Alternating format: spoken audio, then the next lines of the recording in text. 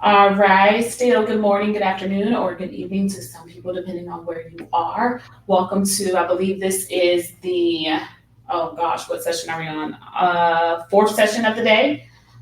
So we're halfway through. I just want to go ahead and jump in and make sure everyone can hear us okay. If you guys can just give us a thumbs up in the chat like before, I would greatly appreciate it just to make sure that you guys can hear me and the sound is good.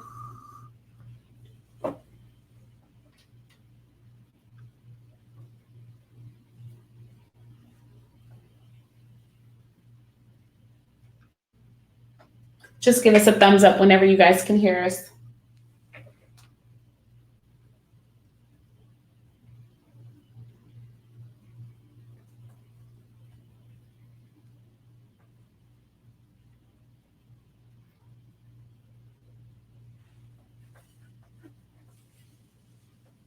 All right, perfect, perfect. And if you guys haven't done so, if this is your first session attending, please feel free to answer the poll questions down at the bottom. And as usual, if your sound goes out or anything's going wrong, screen blanks out, please feel free to leave a question in the chat. And if you guys have any questions, you can feel free to use the chat panel on the side, or you guys can use the ask questions down at the bottom and put your questions in there.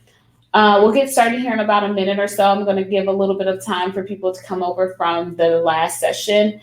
So just hang tight. And like I said, if you guys have any questions, please feel free to put it in the chat menu and we will help you out.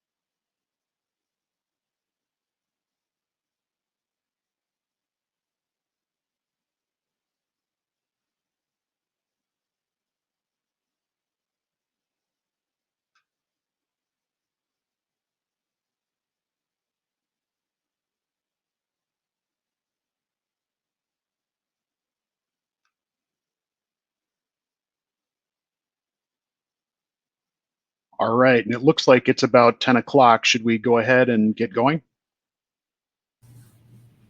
Absolutely. If you want to go ahead and get started, it is about, well, you said it's 10 o'clock there, it's 11 o'clock here. So yeah, if you want to go ahead and get started, you're more than welcome to.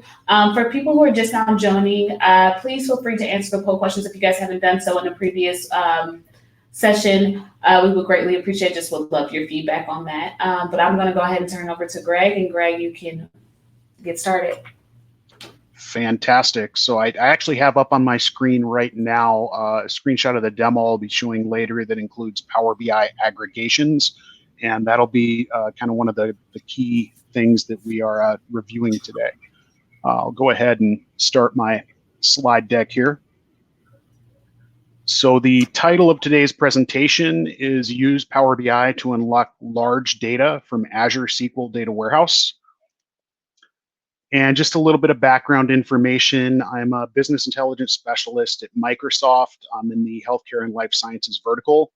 I previously worked as a Microsoft BI and advanced analytics consultant, and I started way back in the Pro Clarity days. So I've been in the field for quite a while. I've done a lot of work in healthcare, and I enjoy being in that industry vertical. If you want to, you can reach out to me either on Twitter or LinkedIn. I'll glad to answer any questions in those venues also if something comes up after the presentation. Quick review of the agenda today. So I'll quickly just review Azure SQL Data Warehouse and why it has some advantages to use it as a source. Some of these techniques can be used with other data sources too, but with Azure SQL Data Warehouse, there's just some advantages to using that with Power BI. Also, we will then review the architecture for using Power BI within an Azure data infrastructure. So kind of what's the big picture and how does it all fit together? review some strategic advantages of using Power BI with Azure and why it might make things just a little bit more fluent and easy for you than using other sources. And then also using new tools in Power BI to unlock the large and big data using Power BI. That's when we'll review aggregations, go through a demo, and then at the end, we can open everything up to questions. So just to review a few features of Azure SQL Data Warehouse, it can be queried as a traditional relational database, but it's really not a traditional relational database. It has a lot of features built in that allow you to scale up and scale out and have things be dynamic. It does have row level security within it. We can discuss this a little bit later. I know the previous presentation here at Azure Data Week was on row level security in Power BI. You could actually combine those two if you needed to, and that's something that occasionally you'll run into a use case where that's useful. So in healthcare, sometimes you might want a department to see all of their own data or all of the department data, but then when you drill down to a detail level, maybe you should only see your own patients or specific data and not everything. And that's where having kind of a blended or hybrid approach might be appropriate. Also things like resource classes, where basically you can start determining how the different resources can be utilized. I'll keep moving along here. Also scheduling workload importance. So if there's a large volume of data that's being pulled in and some of it has different latency requirements and different volumes and different priorities, that can all be worked into the model.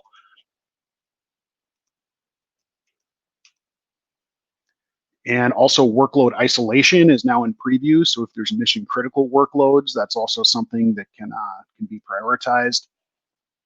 And what's really nice too is even though it's not a traditional relational database under the covers, you can query it as a relational database. It allows you to actually run SQL queries against it, and you can do a lot of the different things that allow you to tune that database. And when we use some of the direct query capabilities from Power BI, that will be important, because in order to tune these models, you can tune it in Power BI with traditional business intelligence type tuning, or you can also tune things at the source. So it gives you more flexibility to tune things and to optimize things. So, whether that's partitioning or under the covers, Azure SQL Data Warehouse has distributed tables and then allows for massive parallel processing. Also the isolation modes, indexing tables, those types of things. And some of this will make more sense as we walk through what the architecture is in Power BI to actually run queries against this source. As I mentioned, you can query it as if it were a SQL database. So with Polybase, you can also, so you not only can write T-SQL against the data warehouse, but it also can use it to do other things and bring kind of your whole data estate under one umbrella. So why Power BI with an Azure SQL Data Warehouse large data solution? So first of all, pretty simple answer is that all of the components of the reporting solution can be in the same secure Azure tenant. So you think about if you were using, say, an on-premise SQL or Oracle server, you then have to have a Power BI gateway installed in order to make queries from the cloud to that on-premise source. And that's just another path of movement that the data is going through. With Azure SQL Data Warehouse, it's up in your Azure tenant, and Power BI is also in that same Azure tenant. So it's just very seamless, very highly integrated, and because the product groups work for the same company, they're able to coordinate closely on making sure that that everything is as performant as possible. Also, the new modeling capabilities in Power BI they're designed for large data solutions. There's some great demos out on the web. I don't know how many of you have seen the trillion row demo from the Power BI product group. Also, we'll review composite data models, kind of what those are and how those provide value, and then also the aggregations, which once you start using it, kind of the lights start going off of all the different things you can do with it. It's a very interesting and useful feature. So some new data lake integration. We won't dive deep into that, but that'll be part of the kind of high-level data estate discussion and how that can also make using Azure SQL Data Warehouse just a good choice with Power BI for large volumes of data. And then also, I'll just touch on it, it is an open platform too. So you're not going to be locked into Power BI when you build Power BI models. And I'll tell you what that means too as we move ahead. And then of course, there are cost advantages with Power BI for Microsoft as one of our flagship products. And we'd like to just be able to offer it to as many customers as possible. So Power BI with a hybrid Azure Analytics environment. If you think about your data coming in from an ETL source, such as Data Factory, moving it into an Azure data lake, you can kind of think of that data lake as the hub in a big wheel, and everything connects to that central hub. From there, if you wanted to, you could move data to Databricks and do machine learning and AI, those types of things. You could also integrate it with Azure SQL Data Warehouse in order to have extremely large volumes of data available for reporting and analytics. Within Power BI, there's also a tool called Data Flows.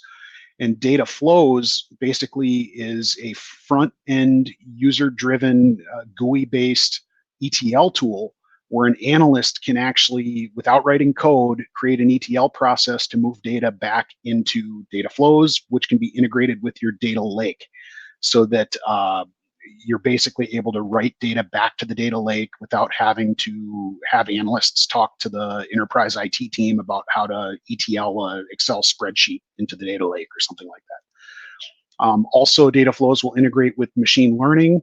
That's a whole other topic that's probably an hour presentation in itself. And as I mentioned, it's an open platform. So when you have data in either Azure Data Lake or Azure SQL Data Warehouse, or if you build a Power BI model, you can query that model with third-party tools. So the caveat with Power BI models is you have to have it deployed to a premium deployment. And at that point, you can query it just like any other Azure Analysis Services model under the hood. Additionally, with third-party reporting tools, and this comes in handy at extremely large organizations where there's always going to be multiple business intelligence platforms within the ecosystem, is you can deploy a data model to Power BI or Azure SQL Data Warehouse for that matter. I didn't add another arrow just because it would be a giant plate of spaghetti if I put too many arrows in there. But you can potentially use a third-party BI tool and query the Power BI model, which functions as a Azure Analysis Services model. So as I mentioned, you have two different teams. Maybe they want to use two different tools for data visualization. You can publish the model to Power BI Premium and then query it from different tools. So with Power BI, there's basically three different types of strategic ways to kind of design models. There's also what's called a live query model, but for this slide, it can be kind of included with direct query models. That's just more about where the metadata sits than about how you're designing things for performance. So import models are kind of the basic traditional model that kind of most people use. It's what you do with Dashboard in a day. It's very easy. It pulls a cache of data into Power BI, and it can handle very large volumes of information, so that the compression is typically anywhere from 10 to 30 times what's in the source. It depends on a lot of different things like cardinality of the data, how many columns are varchar versus integer versus different types of data types. You can do partitioning and an incremental refresh, basically to be able to add some value to what you're doing with that model, with an import model. But there is, with a Power BI Pro license, a limit of 1 gig post-compression. And as of right now, there's a limit of 10 gigs post-compression in Premium. On the roadmap, it is scheduled to lift that limit in the near future, but I don't have a date on that, and I don't have details on exactly what that's going to look like. But there's some public videos out there where they're showing compressed models within Power BI that are much larger than 10 gigs. If you want to check that out on some of the Microsoft video channels. Now, the caveat with import models is that, what if you need data that happened 5 minutes ago? What if there's extremely large volumes of data and you can't fit all of that into the model? There's often use cases to which import models are just not a good fit. But I'd still say when possible, and you can get things to fit into an import model and it meets the user requirements, that's the way to go, because it's just easier to build, easier to design. It's been around a lot longer, and it's also just going to be kind of the easiest to use choice. And all the new features and things like that will usually be supported first in import models. The second option is direct query models. And direct query models do not persist data inside the Power BI model. They just run queries against the source. So what you see in Power BI is just the result of queries that were run against the source and then pulled back onto the screen. That sounds like a great option, and in many cases, for specific use cases, it is. So as I mentioned, if you want to see transactions that happen within the last 5 minutes and you don't want to have a scheduled refresh for the import model, then using a direct query model is a great option, because it when you open up the page, it's going to show you exactly what's in the source database when it sends that query. Now, the limitation with direct query models is that you're sending big queries, or you're sending queries back to the source. And if those queries get really big or really complicated, or you have 20 objects on the screen that are all sending their own queries, you better make sure that that source is configured both to handle those large queries and to account for user concurrency. So in direct query mode, quite often you'll hear of performance issues arising when solutions are deployed in that mode, and that's because the source just can't handle the amount of activity that gets sent back to it. I have aggregations on there with an asterisk, and that's something I'll talk about a little bit later, but you can also use aggregations in direct query mode so that it's basically like an index to help optimize queries that are being sent back to the source. Thirdly, which is what the demo and most of the discussion we'll talk about today, is large and big data composite models. So basically, a composite model allows you to put some of the data in import mode and some of the data in direct query mode. There's also kind of a dual mode, which is kind of a hybrid based on query requirements. And then you can also use other types of capabilities in order to basically tune and make that model more performant. So this is kind of the topic today, is using a composite model with Azure SQL Data Warehouse. So first, to just kind of explain what all of those things meant, in direct query mode, what the model has is basically metadata and logic. And when I say model, the data model in the background of Power BI is the same technology that's in Azure Analysis Services. It's the same technology that's in SQL Server Analysis Services, and it's the same technology that's in Excel Power Pivot. Now, because those are different products, things are in different release cycles, so some of the features might be a little bit different, but under the hood, it's basically a tabular model within Power BI. When you're in direct query mode, it's basically metadata and logic. And every time you change something on the screen, or every time the screen is rendered, if it's not being cached, it will send a query or queries back to the source and then pull those results back for the front end user. And in a perfect world, this would be the model that everybody uses all the time. The problem is that source databases just technologically can't handle some of these gigantic queries with high concurrency, or if they could, it would be so expensive to go that route that it wouldn't make any sense. Eventually, someday, hopefully there won't have to be any caching in between, but I think that's probably a long ways down the road. If we look at import models, and import models are tabular models. Historically, if you think of like a MOLAP cube within traditional analysis services, multidimensional models, It actually is caching and compressing data in a storage layer that's optimized for reporting and queries. And where this is helpful too is, if you get high concurrency, or if you get people sending huge, ridiculous queries, those queries are being sent back to a layer that's designed not only to handle that, but let's say they do overwhelm it, they're not overwhelming the source, right? So your source database is not getting choked up with huge, crazy queries or high levels of concurrency. It gives you kind of a buffer and in a system that's designed to handle that type of activity. Now, the limitation there is that when things get added to the source, it's not going to be in the import model until it gets refreshed.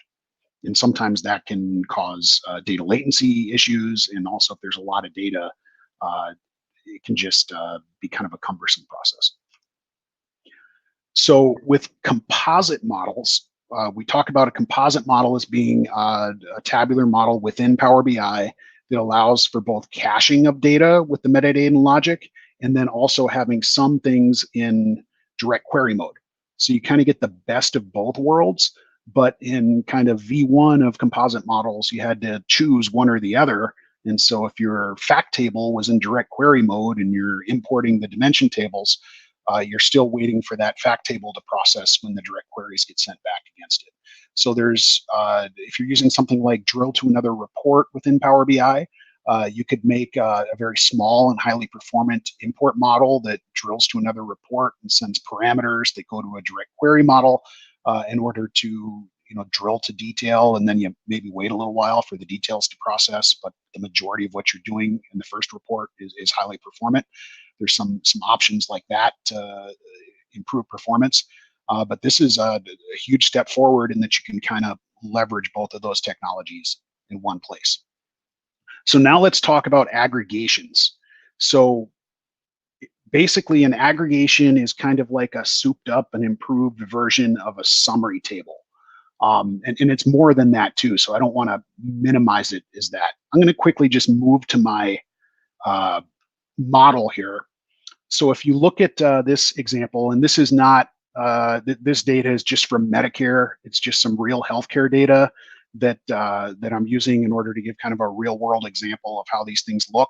And it's public data that you can just download from a website that's out there for everybody to see and everybody to use from CMS, Medicare. They have a whole bunch of data out there that you can go access if you want to get some good sources to work with. If I go to kind of the files where I've been building these things, so you'll see I originally pulled all the data in March. And if we look at the actual source server, there's about 36 gigs that I pulled into an Azure environment. For this demo, I'm actually using an Azure SQL DB just because I have a certain amount of usage in Azure that I'm allowed to use. So this just makes for an easy demo, but it would be the same experience with Azure SQL Data Warehouse. Basically, so there's about 35.5 gigs in the source database. If you look at the first version I built back in March, when I just pulled everything in as a star schema and compressed it, it was about 1.8 gigs compressed. So that's about 20 times compression, which is pretty good. My most recent version of the model, which uses aggregations, is down to 35 megs. So we're looking at a 35.5 gig database, and the footprint for the import portion of the model is only about 35 megs. So if you kind of do the math there, you can see that you can really start scaling these solutions to some big possibilities without hitting that 1 gig or 10 gig limit for the Power BI models. So if I move back to the actual model design, so this table here you'll see is in direct query mode. So this is going straight against a database. Then these are all just different dimensions that are either in dual or import mode. I was just kind of experimenting and trying different things and optimizing the design of the model. And then this table here is also in import mode. And this is actually a summary table of the direct query table here. Now, what you'll notice is that you do not see NPI, which is physician level information, and you will not see city. So it only has things aggregated at the level of state and specialty. So if I go ahead and right click here, also notice this table is hidden. So to an end user, they won't even see this table. It's just kind of there in the background. If I go ahead and go to Manage Aggregations, here you'll see that that I've assigned what to do with each column. So these different metrics that are counts, we're summing them up for the summary table. And then there's the group by columns, which is drug name, state, and specialty. Now, what that does is by having that summary table is it reduces the amount of data that's in the cache. So this source table has over 90 million rows of data, but when I summarize everything at this level, it basically compresses down to, I don't remember the exact number of rows. So if I look at the hidden ag table here, there's only 725,000 rows. So basically it's reducing the amount of data that's in the cache, but there's still an architecture there where you can go direct query against that source table. So that's kind of what an aggregation is. And notice too that I could have the aggregation in import mode, in direct query, or in dual mode. And as I mentioned, sometimes you might want to have an aggregation that's in direct query mode, and then it's just basically functioning as an index if there's like a whole bunch of columns that are being passed in a query back to the source and choking it up or something like that. So moving back here to my slide deck. So now that we know kind of from a high level what an aggregation is, let's look at what would happen in a composite model that is not using aggregations. If you query a patient visit table filtered by ICDs and DRGs. So if the ICDs and DRGs are in the cache and patient visit tables are in direct query mode, then it will still send a query back to the source whenever you're hitting that patient visit table. And this is a big issue in healthcare. I've built a few healthcare solutions over the years, and they almost always have patient visits at the grain of the table. That's usually kind of the sort or the perspective that you build everything around, even going back to older multidimensional cubes and designs. So that's going to be something that's sending a lot of queries back to the source. If we look at, if you do have an aggregation on that patient visit table, which in our example is just the table from Medicare, basically you send that filter through, and because it's not going to anything that's not in the cache, it doesn't send a query back to the source. It just runs everything off of that highly compressed import model. So now what if you send a query that has things that are not in the aggregation table? If you remember in our example, we did not have individual prescribers or city level data in the cache. So if that happens, and in this case, it would be if you add something like a primary procedure code or something like that that's on that visit table, then it will send a query back to the source. So there's scenarios where drilling to detail or for specific queries, you can still send a query back to the source, which in this case would be Azure SQL Data Warehouse, but you're reducing the number of queries. If you architect it correctly, the complexity of the queries, and also you are probably having less direct queries sent with high concurrency if it's a high concurrency solution, so that most people are working at that kind of high level and clicking filters and they're hitting the cache. So how does that aggregation actually work? I'm sure some of you are saying, hey, this is just a summary table. I've built those before. And there's some truth to that. But basically, if you want to build a calculation against this model, so let's go ahead to, this is the direct query table that we're looking at. And you'll see I've built, for example, average cost per claim. So we're going to divide the sum of total cost divided by the sum of total claims. Well, I only have to write it here. I don't have to write it in two different places. I don't have to do a switch or an if statement in order to switch between two different tables, depending on the context of the filters. You just write it once, and then Power BI will intelligently switch between the two tables, looking at the aggregation first in order to see if it's possible to give you an answer without sending a direct query. So that's kind of where the real value is, from my perspective, is that, yes, it was possible to do this with a composite model in the past if you wrote some really tricky DAX or MDX, but have fun, writing in all those different filter contexts and things like that. It gets pretty complicated pretty quickly. This keeps things just kind of simple and fluid and easy to use. Moving back to the slide. So if you, as I mentioned before, just query what's in the cache, it's only going to hit the cache when it runs a query. If you add something that's not in the cache, then it'll automatically switch over to the direct query table and actually send a direct query, because there's some element of data that wasn't in the cache. Additionally, before I show this, let me show where that exists here in the demo. So if we once again go to Manage Aggregations, and while we're in here, you'll see that there's a item up here for precedence, right?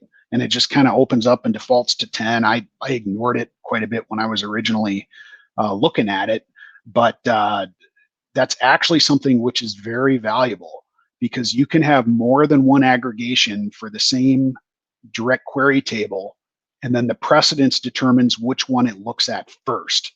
So maybe you have a very small, very highly performant aggregation that's the first precedent, and then it's going to look at that aggregation first when it runs a query. And then maybe you have one that's a little bit bigger, a little bit more complicated, that it looks at if it needs more details. And maybe that one's in direct query mode. It's just being used as an index. And then it only runs a full direct query without any aggregations if there's additional details that aren't available in that aggregation. So I'm going to move back to the slide deck here.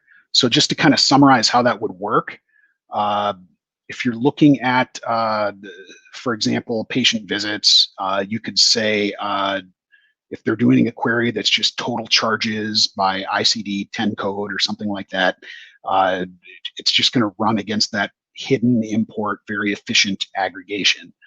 Let's say maybe they add DRG filter context to the query. Then it might look at precedence number 2 for a separate aggregation. And then that maybe that aggregation isn't quite as efficient as the first one, or maybe it's in direct query mode. There's all kinds of different options you can do in order to start optimizing things. And then also, if we look at details that aren't available in that second or third or fourth aggregation, then it could go into direct query mode. So you're putting all these buffers above your direct query implementations that will make things more performant and also make the model smaller and help with user concurrency. So so I will go ahead and move to a quick demo to just kind of show you what this looks like. So as I mentioned here, this is the aggregation table for the direct query table. The calculations are all built on the direct query table. And then if I just go to this view here, I'm going to minimize these fields over here. Everything that I'm clicking here hits the cache. And so it's highly performant, very easy to use. Everything runs really fast, even though the underlying database has 90 million rows. And that's because it's all hitting that imported cache that's sitting within Power BI. I could even add, let's say, a specialty. And let me scroll down here. Right, and it'll filter down to one specialty. I could move to a map view, and once again, the state level is also in the cache, so everything just runs really fast when you click on it. If I then wanted to drill to detail, remember the city level, if I move back to the model, city is not in the cache. It's not in the aggregation. It exists in the source. So if I go ahead and before I do that, I'm going to open up the performance analyzer and start recording. And so if I just switch a couple basic filters here, you'll see it runs a couple of queries. If I open up even the map, you'll see it's just running a DAX query that ran really, really fast, 57 milliseconds. Now, if I want to go ahead and drill to detail, so I'll drill into the state of Minnesota, and I have a highly undersized database underneath it. It looks like the results were cached. It actually ran pretty fast. But if I drill down into an individual state, you'll then see that it ran a direct query in addition to the DAX query. So it's sending a direct query back to that Azure source in order to get these results. So only when I drilled down did the Ag switch from import to direct query. Now, if we wanted to say drill to detail, we can go ahead and do that. And then we'll just wait for this to pop up. As I mentioned, I have an allocation of Azure that I'm allowed to spend each month. So I just used an undersized Azure SQL DB for the demo, but in a real world, huge solution, Azure SQL Data Warehouse would look and feel the same to the end user. So you'll see now we drilled to detail, and all of these queries, if we were to look at, for example, the matrix, direct query is taking 16, 17 seconds. DAX query is part of that query also. So it's taking a little bit longer to run those detail level queries. I didn't mean to switch back there, but then you can also point and click and do things here too. So that's kind of what it does for you, is when you're at the summary level and looking at your high level dashboard and your KPIs and high level things, it's not hitting that source and it's highly performant. And then when you drill to detail or used infrequently used details, then it can send that direct query. So I'm going to go ahead and move back to my slide deck here. So is there an ideal Power BI model architecture? We already touched on this a little bit, but you have to consider what is the volume of data being imported, what is the volume of data in the source, what is the processing speed of the source? So if you're sending queries against it, can it handle big queries with high concurrency and multiple people sending queries? Another big one is, what is the business logic requirements?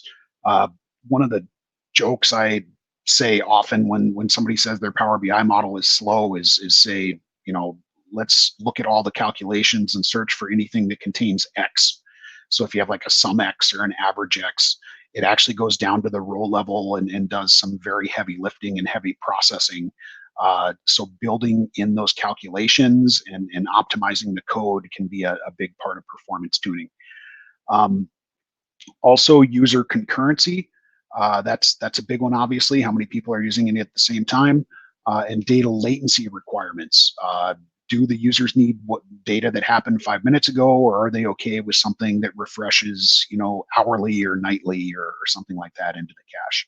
So every solution is going to have a unique design, and different target architectures will accommodate those factors.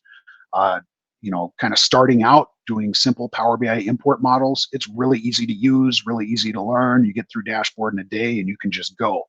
But when you get to these big architectures, you have to start considering all these different factors and tune these different parts of the solution. So some of the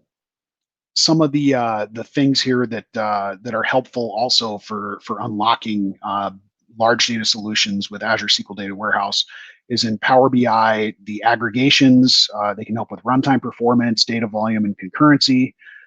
Incremental refresh will basically help with data volumes and data latency, and that the refresh time, if you're using imported data, is faster because it's not refreshing as much data.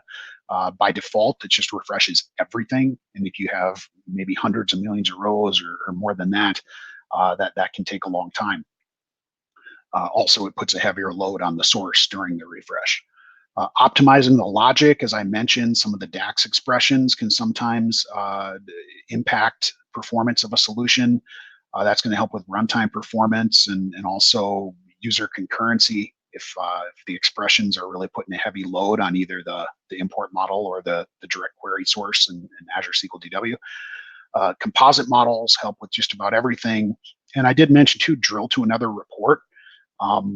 Sometimes, let's just say that you have a detail table that's something where all you need to see is the details and you don't really need to do analysis on the details. You could build a direct query model on the details and then just have a simple import model that drills over to that other report and passes some parameters where you can go get those details and maybe wait a little while for those details to pop up. The advantage there is that you just don't have to build a composite model, and it's easy to use. So I also put this slide together in order to kind of summarize some of the different things that can be helpful when using Azure SQL Data Warehouse along with Power BI. And I just put this together this week, so if I'm missing anything, let me know, or if I got something wrong, let me know. But if you have slow queries with composite models, I'd look at DAX optimization, look at your underlying model design, the relationships between tables. Do you really need the relationship to be set to both, or can it just be single? Looking at aggregations versus direct query, so you can tune those aggregations to give fast performance when possible. And then also look for those row level evaluations such as SumX. When you get to the queries that are in direct query mode, you'll want to look at the complexity of the queries that are getting sent back to Azure SQL DW or whatever your source may be. And that's also something that I showed here with the performance analyzer, is you can actually go get the query that was sent back to the source. So I'm going to stop this for now. But if I look at this one here, I can actually copy the query. If I were to go to Notepad, paste that in, you'll actually see here's the query that was then sent back to Oh, this was actually just a DAX query, so wrong one there. So let me look for one of the big ones up here. There we go. Yep, so here there was a direct query. So if we go to copy, Notepad, then you'll see that it's a much bigger query. There's a lot going into it that was being sent back. So that's probably something that, you know, if this was a production solution, you could tune how this is designed even a little bit better. Also, the report design is a big part. So every single piece of a Power BI dashboard. So if I go to Power BI, and let's just open up a report using that same data that we were showing. And I might have to refresh. This has been hanging for a while. Oh, I'm okay. Here we go. So every single one of these little report parts, so this matrix, this map, this bar graph, this scatter chart, all of these are sending queries back at the model. And if you're in direct query mode, it's going to be sending queries against every single one of these back at the source.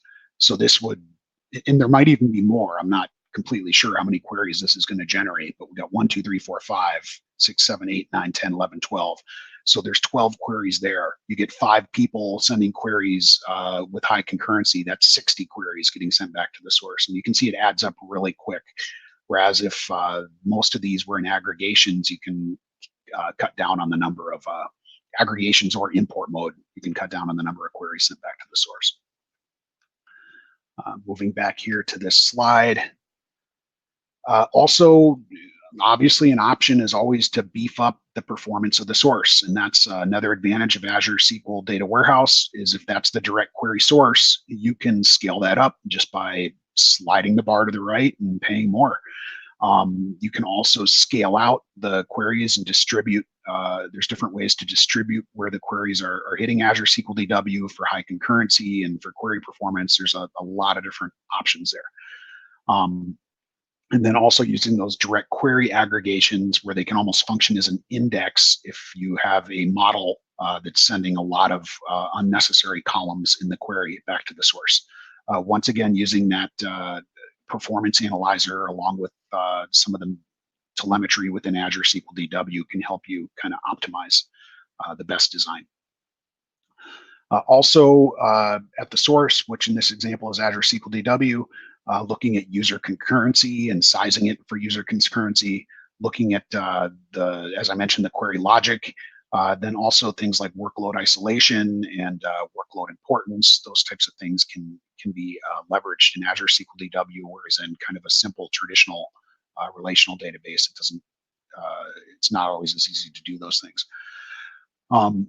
With slow refreshes, so if it's taken a long time to refresh data, you could look at calculated columns. Is that something that could maybe be done in the source so it's not happening during the refresh process? Look at Power Query design, and are those queries written efficiently? You know, a front-end GUI-driven ETL tool is awesome, and customers love it, but we all know that when non-technical people start writing queries, they don't always understand that, you know, you want to do your filter before you do your join, those types of things. Check out the gateway logs, which with Azure SQL DW is not an issue because you don't have to use a gateway with Azure SQL DW, but that is something to look at in circumstances where it's hitting a source that's on-prem or in another location.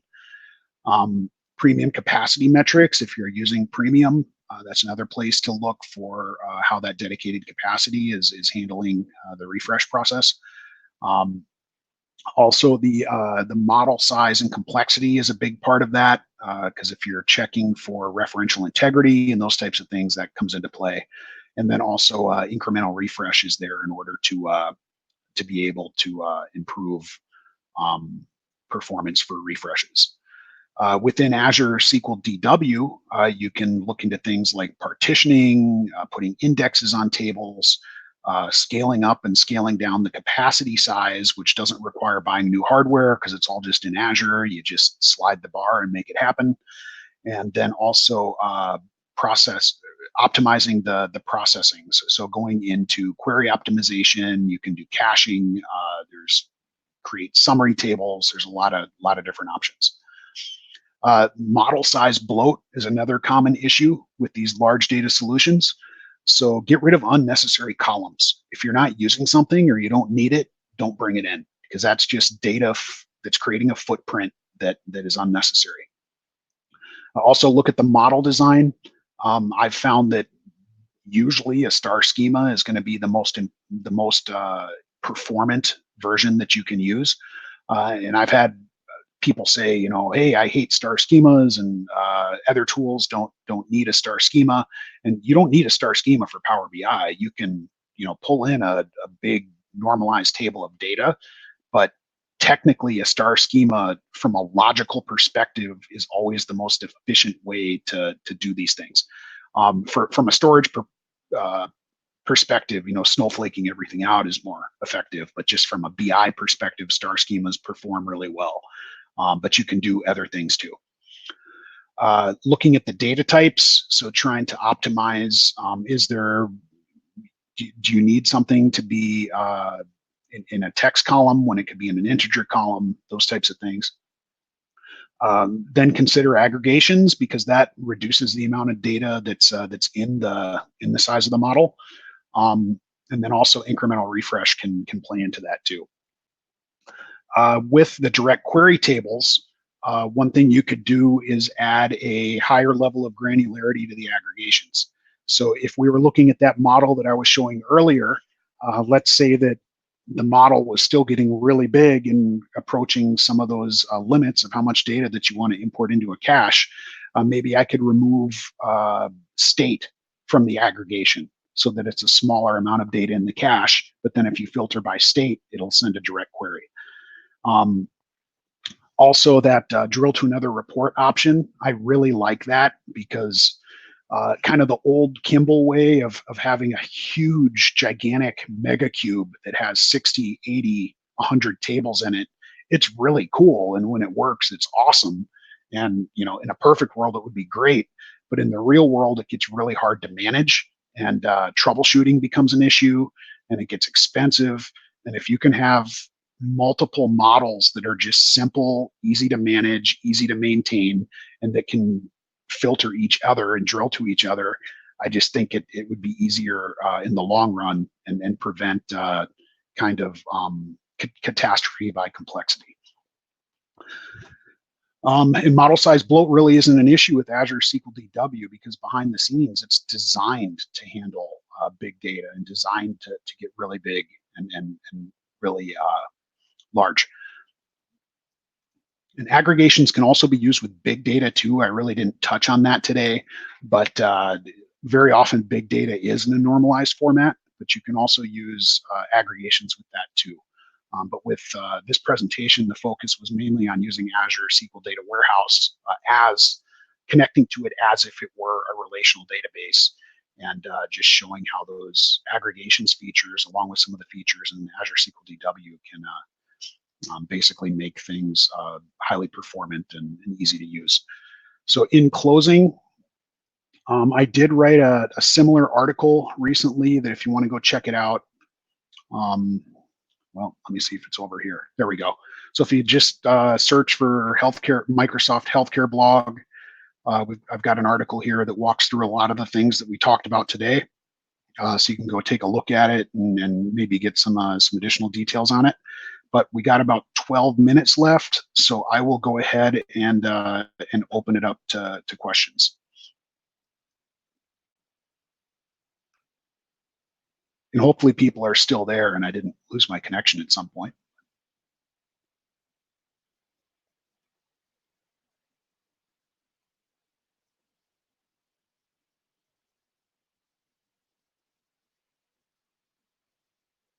And I'm looking over on the right-hand side. I will just scroll through and see if there's any questions here. Yeah, and Greg, we also have questions down there at the bottom where it says ask questions right next to the polls. There's an ask questions panel. So I think there's a few in the side chat, and I think there's also some in there too as well. Okay. It looks like I might have to stop sharing to. Yep. Okay. Okay. So first one is data security taken into consideration when deciding whether to use import and direct query mode? Is data in cache as secure and data on-prem?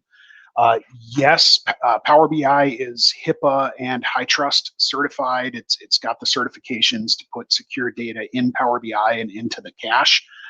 Different customers handle that differently depending on their own security requirements. When you actually have an import mode, you can have row-level security that's that works, and when implemented properly, will ensure that people only see what they're supposed to see. And with Azure SQL Data Warehouse, you can also have SSO, so that when you pass queries to it, it's passing the user identity, so they only see what they're supposed to see. And I think I mentioned that a little bit earlier too, that you could actually use both if you want a different level of security on the aggregation than you do on the detail level. I would add a caveat there, though, that there could be a performance impact, because when you start adding RLS, it adds additional complexity to the queries that are being passed. So that's just something to take into consideration. So I guess the answer is that data in the cache is secure as data on-prem, but implementing it properly and kind of deciding what's best for you and your solution would be the best way to evaluate that. So how often is the aggregation updated in direct query mode as the aggregation is cached? So when you do the aggregation itself can be an import, dual, or direct query mode. When it's imported, it will import whenever there's a refresh. So it refreshes just like any other table in Power BI. And if you're using a direct query aggregation, it actually doesn't cache any data in the aggregation. It just optimizes the query that's being sent back to the direct query table. So there's no refresh for the aggregation when it's in direct query mode. How many concurrent queries can we run on Azure SQL DW? I have that slide, and it depends on what tier of Azure SQL DW you're using. So that's something, I don't remember the numbers off the top of my head, but I could get you a copy of that slide if you maybe shoot me an email or something. And it's a large number for concurrent queries, especially as you scale up the size of the Azure SQL DW. Your thoughts of use on SSAS tabular versus Power BI models? Behind the scenes, they're the same technology. An SSAS tabular model, because it's been around a little bit longer, there's some niche use cases where it can still do some things that you can't do in Power BI. But on the flip side, some of the new technology, the new features are coming to Power BI first. And the Azure Analysis Services team actually, many of them got moved into Power BI, and they want analysis services to be baked completely within Power BI. So once again, I mean, an SSAS tabular it's a great solution, and if you have it and it's working, and then it gives you what you need, there's really no reason to move off of it, unless you just want to, downsize how much infrastructure you're managing on-prem. But for the future, if it were me, I'd try to build things in Power BI first, and then if there's niche scenarios where for one reason or another you have to go to Azure Analysis Services or to SQL Server Analysis Services on-prem, that'd be my kind of backup plan. So do these concepts work with Power BI Report Server? Not yet. So Power BI Report Server usually gets features later than regular Power BI. And Power BI Report Server is basically a Power BI software layer that's built into SQL Server reporting services. So it's a really cool tool that a lot of customers are using, but it's really designed for customers that do not want to use the cloud just for organizational reasons. They want to keep things on-prem. And so the features usually come to that a little bit later. Whether or not all of this is on the roadmap, I'm not sure. And if you're using Azure SQL DW, you're already in Azure. So at that point, I'd definitely recommend using Power BI Cloud, because your data is already in the cloud, and it'll just be easier to maintain, and you won't have to pull data back through a gateway back on-prem. So how did you get that performance analyzer in Power BI? So what are your thoughts of using an SSAS cube? Yep. So as I mentioned, what we built here in Power BI, it is an SSAS cube. It's just built into Power BI. If I wanted to, I could also connect to an SSAS cube on-prem or in Azure Analysis Services. Then the last question was, how did you get that performance analyzer? And the performance analyzer, I think it's GA now, but if you go to View, Performance Analyzer, it's right there. And if you don't see it, go to Options and Settings. And under Options, you have Preview Features. And the Performance Analyzer, it is GA in the most recent version of Power BI. Otherwise, it would be under Preview Features. If you don't see it, I'd check here. And if Performance Analyzer is there, check it. And if it's not here, then you'll probably want to update to a newer version of Power BI, which will have the Performance Analyzer within it. And lastly, is there a way to bring an SSAS tabular model to Power BI? Right now, unfortunately, you can't just port a tabular model to Power BI. I've seen some demos coming. If you go to the Power BI roadmap site, there's some screenshots of being able to potentially publish to Power BI Premium using Visual Studio. I don't know if or when that's going to come.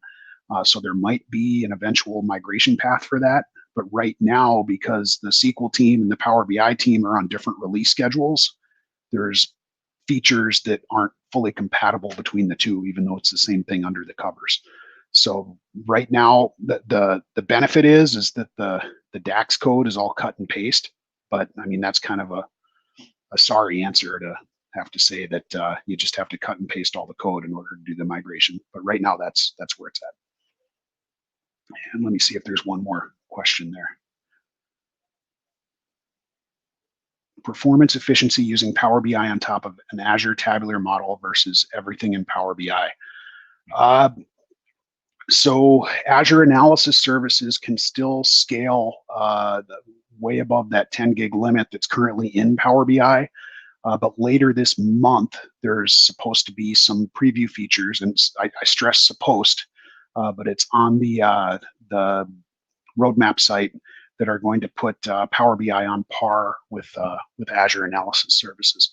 But as of right now, Azure Analysis Services can scale larger than Power BI. But it's the exact same thing under the covers. But Azure Analysis Services is just, I'd say it's still a little bit more mature right now. But there's a very strong emphasis from the product group that Power BI needs to be on par with Azure Analysis Services and be the first choice that customers should consider. Can Power BI Desktop connect to an SSAS cube that is exposed as a data source in Power BI report server? So I think two possible scenarios there. If it's an SSAS cube that's in SQL Server and you're using Power BI report server to connect to it, yes, you just connect to that SSAS server rather than the which is separate from Power BI report server. If you're asking about the model that's actually embedded within Power BI report server, so if you actually import data into a cache within Power BI Desktop for report server, publish it to Power BI report server, then right now there is not a way to connect to that model from Excel or from another Power BI Desktop implementation. That might be something they consider for the future, but I haven't seen that on the roadmap right now. You can do that in Power BI Cloud. So in Power BI Cloud, you can publish a model to Power BI Premium or regular Power BI, make it a certified model. And if it's in Premium, you can connect to it just like you would an SSAS model or an Azure Analysis Services model, even using third-party tools outside of Microsoft. And I do stress that that is only capable, it's called XMLA connectivity if you want to look it up. And that's only available when you are purchasing Premium. The reason being is that otherwise somebody could just upload a model with one Pro license and then use that model with another tool that 1,000 people are querying or something like that. So we get our licensing through the Premium implementation when people are using other tools to query that model. Okay, looks like that's it, and we're right at 11 too, so I don't want to infringe on the next speaker, but feel free to follow up at any time, and thanks for all the awesome questions.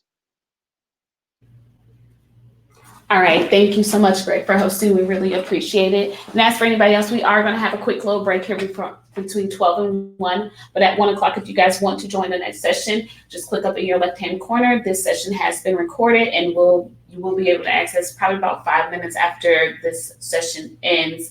If you guys have any questions, please feel free to reach out to Greg or myself. We'll be happy to help. Or if you have any questions about the conference in general, please feel free to reach out to myself. We will be definitely happy to help. We are glad you guys attended, and go eat some lunch. Enjoy yourself. Greg, thank you again. We hope you have a good day. Thank you.